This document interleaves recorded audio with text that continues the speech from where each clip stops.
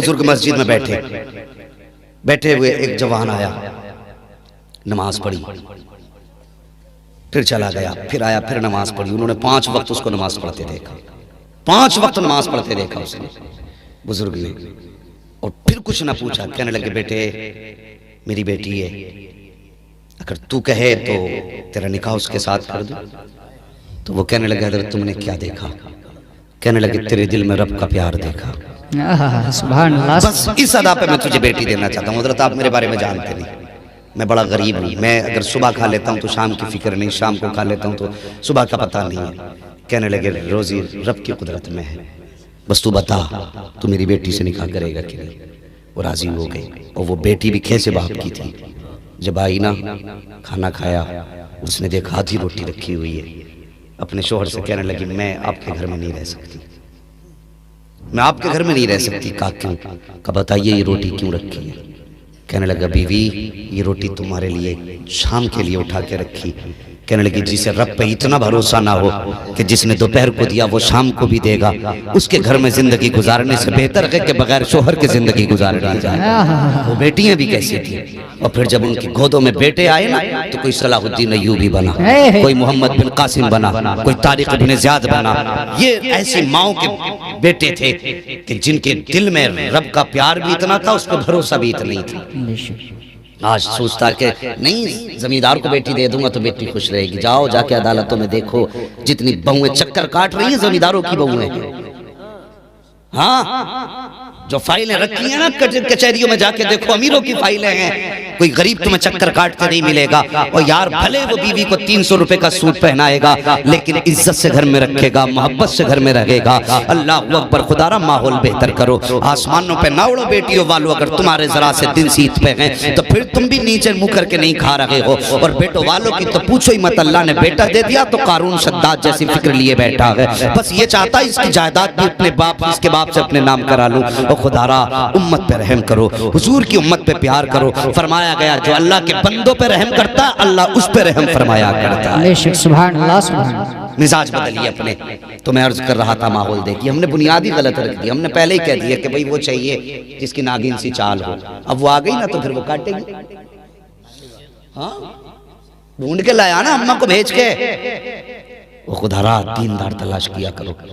अगर ये आई हैं तो फिर जब इनको, अब तो हजरत जी बड़ा माहौल खराब है, रिश्ता होने की देर नहीं होती, इतना बड़ा मोबाइल भेज दे, इतना बड़ा भेज रही कि प्रैक्टिस कर ले सही से चलाने की। वो खूब चला रही है, क्या जरूरत है? और इसके नुकसानात आपको पता नहीं है। जवानों एक बात बता दो तुम्हें मैं, और बुजुर्गों तुम भी सुनो, निकाह से पहले कभी बच्चों को रिश्ते वाले से बात करने की इजाजत मत देना। ये बात सुनना मेरी, जवानों तुम भी सुनना इसका नुकसानात। ये मत सोचना हमारे अब्बा को समझा के गया ये बात ही नहीं करने देगा हमारी।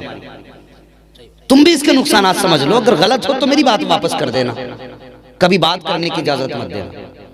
ये जो हमारे समाज में है जी चाचा मियां कि हम रिश्ते के बाद 3-3 महीने बाद बरातें करते हैं, तो उसके बीच में हालात उतरते चढ़ते रहते हैं, समझियों में अनबन भी हो जाती है। अब देखो दोनों तरफ रिश्तेदारियां, लड़की लड़के से बात कर रही है, लड़का लड़की से बात करते करते अजनबियों के दरमियान मोहब्बत बढ़ गई। जब मोहब्बत अजनबियों के बीच बढ़ जाती है तो फिर नतीजा क्या होता है कि अगर किसी वजह से समझियों में अनबन हो जाए, आजकल ज्यादा चांसेस रहते हैं, कभी जहेज की लिस्ट को लेकर, कभी रसगुल्ले के साइज को लेकर के, कभी कौरमे को लेकर के, कभी स्टैंडिंग को लेकर के। आज झगड़े के बहुत सारे ऑप्शन हैं, किसी भी बात को लेकर मुफ्ती साहब झगड़ा हो सकता है। हाँ, अगर इनमें झगड़ा हो गया, वो कहे नहीं मैं बेटे की बारात नहीं लाऊंगा, वो कहेगा मैं तेरे बेटे को अपने घर का दामाद बना ही नहीं सकता, तो फिर ये जो तो बीच के टंगे रह गए। अब दो बातें हैं, या तो आप अपने दिल के खिलाफ जाइए या फिर अपने माँ बाप के खिलाफ जाइए। तो ज्यादातर जो होता है बच्चे माँ बाप के खिलाफ जाते थे, इससे तुम भी जलील, तुम्हारा मुआशरा भी जलील, तुम्हारी नस्लें शर्मिंदा होंगी। इसलिए सिर्फ अल्लाह पे भरोसा करो और ये सोच करके निकाह तक सब्र करो, जिसमें रब राजी है उसमें उसका बंदा राजी है। बेशक, सुभान अल्लाह। तो पहले इतना बड़ा मोबाइल दे दिया, अब रोक लेगा गुनाह को? तेरा बाप भी नहीं रोक पाएगा। हैं वो जो 2 टाइम की पढ़ रही थी वो भी खत्म, जो कुरान पढ़ लेती थी छठे जमात से खोल के वो भी बंद। इतना बड़ा मोबाइल ही चला रही है। अब हुआ निकाह, घर में आई, अब्बा ने LCD दे दी शानदार वाली, है लग गई। तो अब मैंने कहा था हमारा मजहब और हमारा इस्लाम हमें ये फिक्र देता है कि बच्चों की परवरिश माँ के शिकम से होती है। जब बच्चा माँ के शिकम में आया, अम्मा LCD पे पड़ी है देख रही है, अगर वही नहीं तो मोबाइल बजा के कान के नीचे रख लिया, उसकी आंख गाने सुन के लग रही है, आंख खुल रही तो गाने बज रहे हैं, अगर आंख उठ रही है तो LCD पे जा रही है, वो फिल्में देख रही है। बताओ, बच्चा माँ के शिकम में हो और माँ के इस तरह के कदम हो, तो तुम्हें क्या लगता है कोई अब्दुल कादिर पैदा होगा या फिर आज का नाचने वाला कोई गुंडा बदमाश पैदा होगा? सोचे हैं सरकार को से बात की जिंदगी, इनसे पूछिए, उलमा बताएंगे। माँ के पेट में आपने कुरान के कुछ पारे हिफ्ज़ किए, कहाँ बोले, कहाँ किए? हाँ बोल तो दो, 11वीं खाते खाते दांत टूट के भी बोलना नहीं आया। माँ के पेट में आपने पारे याद कर लिए, कैसे? क्योंकि माँ के शिकम में बच्चा जब होता तरबियत तमीज से शुरू हो जाती है। और हमारी कौन सोचती है, ना अभी तो लल्ला छोटा ही है। अम्मा कहती ना अभी 8 साल का ही तो हुआ, सुधर जाएगा। इनकी परवरिश का ख्याल शिकम से करो। और एक बात और बता दूं, हलाल रोजी का एहतमाम करो। आज के दौर में सबसे मुश्किल काम है रोजी को हलाल करके खाना। जिनकी खेतों में हो रही है वो उश्र नहीं दे रहे, जो बिजनेस में है वो ज़कात नहीं दे रहे, समझ रहे? और जो दुकानदारी बैठे लिए बैठे तो उनके बाट तोड़ लो जाके। एक दिन मुर्गा लेने चला गया, 1 किलो का 900 ग्राम निकला। ये हालात है भाई। हमारा तो कुछ नहीं गया 100 ग्राम में, मगर मुझे बता, तूने वो 100 ग्राम अगर बच्चों को हराम करके खिलाया तो बता तेरे बच्चों का क्या बनेगा? जदीद तहकीक के मुताबिक 80% जो बच्चे बिगड़ रहे हैं हराम रोजी की वजह से बिगड़ रहे हैं, 20% गलत सोसाइटी की वजह से। ये हमारे मुआशरे की सच्चाई है।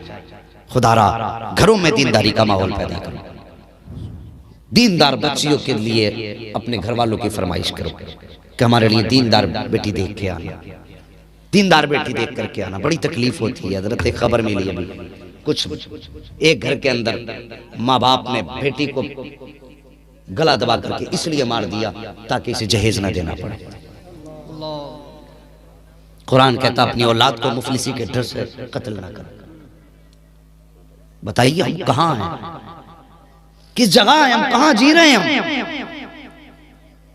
मैं राज को राज रखने की वजह से आपके सामने नाम नहीं ले रहा हूं, और ये हमारे इलाके से बहुत दूर की बात नहीं है, ये हमारे इलाके की बात है। शर्म आनी चाहिए। हम बेटियों को इसलिए कत्ल कर देते हैं कि इसकी वजह से हमें दौलत देनी पड़ेगी, इसकी वजह से हमें जहेज देना पड़ेगा। और तुझे क्या पता है जब कोई बेटी घर में पैदा होती है, अल्लाह फरमाता जा तू जमीन पे जा, मैं तेरे नसीब से तुझे भी दूंगा, तेरे सदके में तेरे माँ बाप को भी दूंगा। तुमने उसको कत्ल कर डाला जिसके सदके में अल्लाह तुम्हें रोजी दे रहा है, जिसके जरिए से खुदा तुम्हें रोजी दे रहा है, और तुम उसको सर पे बैठा के रखते हो जिसका अपना मामला ये है कि जब बेटा पैदा होता है तो रब फरमाता जा अपने लिए भी कमा, अपने माँ बाप के लिए भी कमा। हमारी ड्यूटी तो ये है कि माँ बाप के लिए भी कमाए, अपने लिए भी कमाए। लेकिन जब बेटी पैदा होती है जिम्मा रब ले रहा है, तुम उसको कत्ल कर रहे हो और तुमने जाना नहीं है। बुजुर्गों ने फरमाया अगर तेरे घर में बेबरकती है, रोटी का इंतजाम नहीं है, कर्जा सर पे चढ़ गया है, आफतों ने दरवाजा घेर लिया है, फरमाया परेशान ना हो। अगर घर के अंदर बेटी मौजूद है, मुसल्ला बिछा दे, 2 रकात नमाज अदा कर, उसके बाद बेटी को आगे बैठा और यूं हाथ उठा कि या अल्लाह इस